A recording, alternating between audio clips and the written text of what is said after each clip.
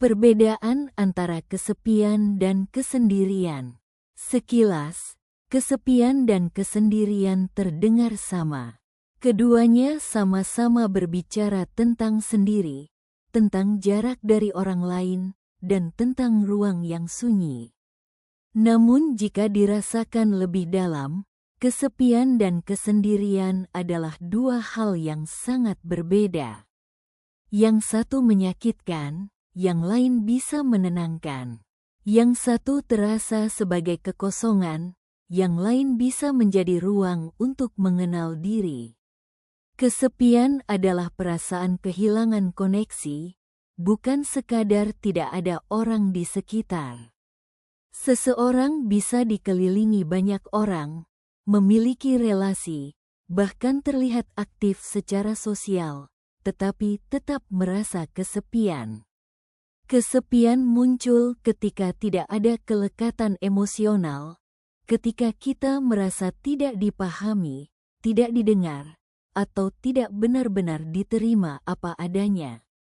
Ia adalah rasa hampa yang membuat hati terasa dingin dan pikiran dipenuhi pertanyaan tentang nilai diri. Berbeda dengan kesepian, kesendirian adalah kondisi yang bisa dipilih. Kesendirian adalah saat kita sengaja memberi jarak, menarik diri sejenak, dan menikmati ruang personal. Dalam kesendirian, kita tidak merasa kekurangan, justru merasa cukup. Ada ketenangan, ada jeda, dan ada kesempatan untuk mendengarkan suara hati tanpa gangguan. Kesendirian tidak melukai, justru sering menyembuhkan. Kesepian melelahkan karena ia menuntut sesuatu dari luar, pengakuan, perhatian, atau kehadiran orang lain. Sementara kesendirian menguatkan karena ia mengajak kita berdamai dengan diri sendiri. Dalam kesepian, kita mencari, dalam kesendirian, kita menemukan.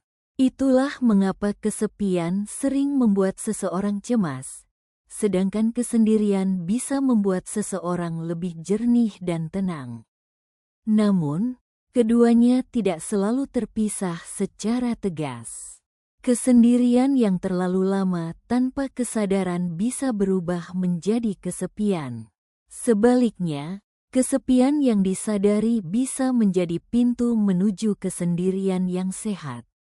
Kuncinya ada pada hubungan kita dengan diri sendiri.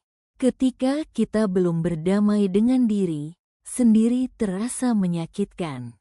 Tetapi ketika kita mulai menerima diri, sendiri justru menjadi ruang aman. Belajar membedakan kesepian dan kesendirian membantu kita memahami apa yang sebenarnya kita butuhkan. Apakah kita membutuhkan koneksi yang lebih dalam dengan orang lain, atau justru membutuhkan waktu untuk diri sendiri? Tidak semua rasa sepi harus diisi dengan keramaian, dan tidak semua kesendirian harus dihindari. Pada akhirnya, kesepian adalah luka yang meminta disembuhkan, sementara kesendirian adalah ruang yang bisa dipelajari untuk dinikmati.